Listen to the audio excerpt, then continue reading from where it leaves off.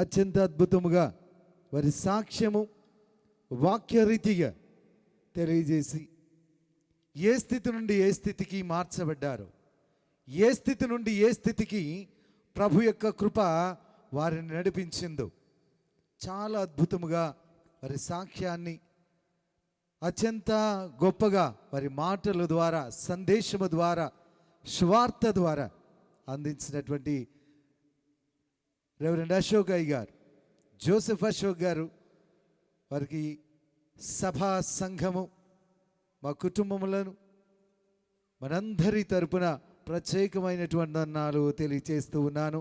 అయ్యా, మీ యొక్క వర్తమానం ద్వారా అనేక మంది ఇక్కడ మహేష్ బాబు లేకపోతే బ్రతకని వాళ్ళు ఉన్నారు, కృష్ణ గారు లేకపోతే బతికే వాళ్ళు గారు, అక్కడ నుండి మహేష్ బాబు గారి దగ్గరికి వచ్చినటువంటి వాళ్ళు ఉన్నారు. ఆ స్థితి నుండి ఇంకొక చక్కటి లక్షణం చెప్పారు మీ దగ్గర గతంలో ఉన్నటువంటిది, పచ్చి తాగుబోతా పిచ్చి తాగుబోతా అనే మాట. ఆ పచ్చి పిచ్చికి మధ్య వ్యత్యాసాలని ఎరిగినవాడు ఎవడు అంటే దాని నుండి బయటకు వచ్చినాడే. ఆ పచ్చికి పిచ్చికి మధ్య వ్యత్యాసము తెలియాలంటే దాని నుండి బయటికి రావాలి. వచ్చిన వారి సాక్ష్యము అత్యంత గొప్పది. అటు సాక్ష్యము ద్వారా అనేక మంది రాత్రి వారి యొక్క పాత జీవితమును వదిలిపెట్టుకుని మహిమకరమైన మహోన్నతుడైన సర్వమానవాళి రక్షణార్థమై ఈ లోకమునకు వచ్చినటువంటి అద్వితీయ దేవుడైన మన యేసయ్యను విశ్వసించి అనేకులు జోసెఫ్ అశోక్ అయ్య గారు లాగా ముందుకు నడిపించబడాలి. ఎందుకంటే వారు పరిపూర్ణమైన పాపిని అన్నారు. అందులో సగల లక్షణాలు నాకు కూడా ఉండేవి. ఆయన దరిద్రతలో అలా ఉన్నాడు, నేను ధనములో అలా ఉండినటువంటి వాడు. ఆ స్థితి నుండి దేవుడు యవన ప్రాయములోనే ప్రభు యొక్క పనిలో పరిచర్లో వాడుకుంటూ ఉన్నారు. సాక్ష్యం లేని క్రైస్తవ జీవితము వ్యర్థం. ఈ యొక్క స్వార్థ పరిచర్య చేయుటకు దేవుని యొక్క వాక్యాన్ని చేతపట్టుకుని ఈ రీతిగా మీ మధ్య నిలబడ్డానికి ముఖ్య కారణం ఏంటంటే, నాకు అత్యంత ఇష్టము లేని వ్యక్తులు ఎవరైనా ఉన్నారు అంటే సేవకులు. ఒక సేవకుని కొడుకుగా నాకు అస్సలు పడని వ్యక్తులు ఎవరైనా ఉన్నారంటే పాస్టర్లు. ఎందుకు పాస్టర్లు అంటే, ఎక్కడికి వెళ్ళినా ఆహారము కొంతమంది, ఎక్కడికి వెళ్ళినా వారికి ఏది సంతోషమనిస్తాదో అది. చిన్ననాడే నా వయస్సు కాదు, నా స్థితి కాదు, నాకప్పటి పరిస్థితిని బట్టి చూసి సాష్టాంగ నమస్కారాలు పెట్టేటటువంటి స్థితి. నేనేంటో ఎలాంటి వాడునో అనేది అనవసరం. ఒక సేవకుని, ఒక మిషనరీ బిడ్డను కనుక అలాంటి స్థితి. అది చూసినటువంటి నేను సేవకులంటే నాకు అత్యంత, మరి ఆ మాట అనకూడదు, ఇష్టం ఉండేది కాదు. అంటే అసహ్యమైనటువంటి మాట మాట్లాడడానికి రాక మాట్లాడుతున్నా. ఎందుకు ఇష్టం ఉండదంటే ఇవన్నీ చూశాను. సేవకుల పిల్లలంటే అస్సలు ఇష్టం ఉండదు.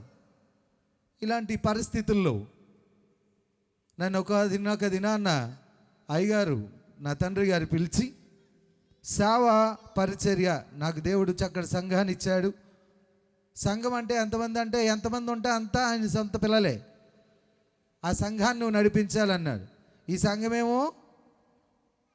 ఈ సంఘ స్థలమేమో మేము, మా బాత్రూమ్ అంతా స్థలం, మా బాత్రూమ్ కూడా ఇంకా చాలా గొప్పగా ఉండేటటువంటిది. ఇక్కడికి వచ్చి అందరికీ దండాలు పెట్టి సేవ చేయమన్నారు మా నాన్నగారు. అప్పుడు ఉన్నటువంటి పరిస్థితిని బట్టి మా నాన్నగారు ఎదురుగా ఎవరు కూడా మాట్లాడే స్థితి, వాళ్ళ పిల్లలకు పెళ్ళిళ్ళు అయ్యి పిల్లలు పుట్టినా కానీ ఆనాటికి ఆయన చనిపోయే వరకు లేదు. అలాంటి మా తండ్రి గారి ఎదుట నన్ను పిలిచి ఒక మాట, సేవ చేయి. అప్పటికి నేను బీఈడీ చేశాను. ఒక స్కూల్ కరస్పాండెంట్ కొడుకుని, ఒక మిషన్కి చైర్మన్ కొడుకుని, అది మాత్రం కాకుండా నాకు సొంతంగా ఒక స్కూల్ నడిపిస్తున్నాను. ఇన్ని స్థితుల్లో ఉన్నటువంటి నన్ను దేవుని పరిచర్యకు వెళ్ళమన్నారు.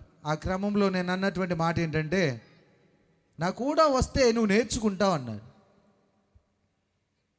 మీరు పిలిస్తే రాను, దేవుడు పిలిస్తే వస్తాను. ధైర్యంగా చెప్పాను.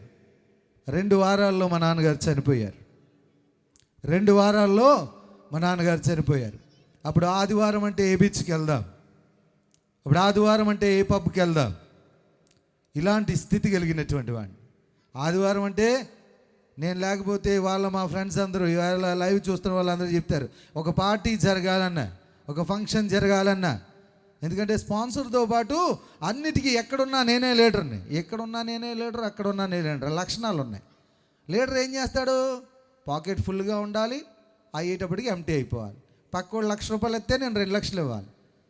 అంతే కదా లీడర్ లక్షణం అంటే. అది ఇలాంటి స్థితుల్లో ఉన్నటువంటి నాకు సడన్గా మా నాన్నగారు చనిపోయారు.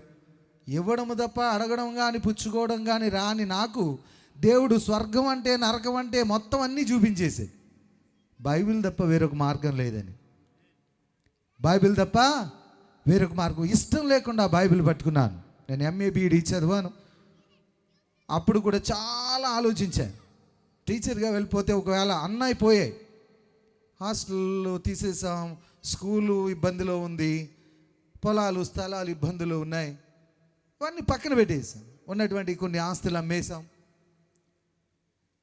సో ఇరుకు ఇబ్బంది అంటే తెలియడం ప్రారంభించింది. ఎప్పటి వరకు ఇవ్వడమే, పుచ్చుకోవడం తెలియదు. ఆ స్థితిని అనుభవించినటువంటి నాకు ఇక్కడికి వస్తే ఆటోకి ₹150 ఇచ్చేవాడిని, ₹30 కానుకలు వచ్చి.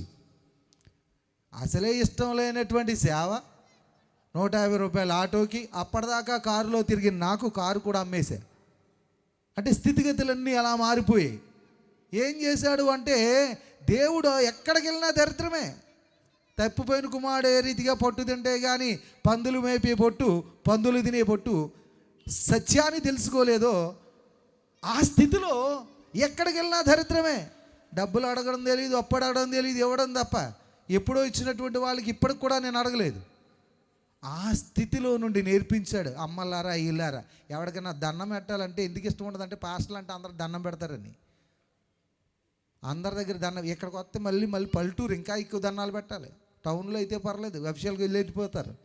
ఎవరికి దండం పెట్టాలని పని మనకేంట్రా అనుకునేటువంటి పరిస్థితిలో అందరి దగ్గర దండాలు పెట్టే పరిస్థితిని కల్పించారు. కానీ కల్పించిన ఆయన వదిలిపెట్టలేదు. ఒక్కొక్క మెట్టు ఎక్కిస్తూనే ఉన్నాడు. సంఘ స్థితిగతులు ఎలా ఉన్నా దేవుడు మమ్మల్ని ఎంతగా ప్రేమించాడో ఆ ప్రేమను చూపించాలనేటటువంటిది. ఆ దౌర్భాగ్య స్థితి నుండి, అంటే ధనమున్నా దౌర్భాగ్యులమే, ఆయన ధనము లేకుండా దౌర్భాగ్య స్థితి నుండి అత్యున్నత స్థితికి వెళ్ళారు. ధనముండి దౌర్భాగ్యమో స్థితిని అనుభవించిన మేము ఏమీ లేకున్నా సమృద్ధితో ఉన్నాం. దేవునికి స్తోత్రం. ఎందుకు ఈ మాటలు చెప్తున్నానంటే, అసలు వాక్యం చెప్పిన తర్వాత చెప్పకూడదు. అయ్యగారు అంత గొప్ప సాక్ష్యాన్ని చెప్పారు, అది సామాన్యమైంది కాదు. అలా రక్షించబడిన వాళ్ళు నేను ఉన్నాను.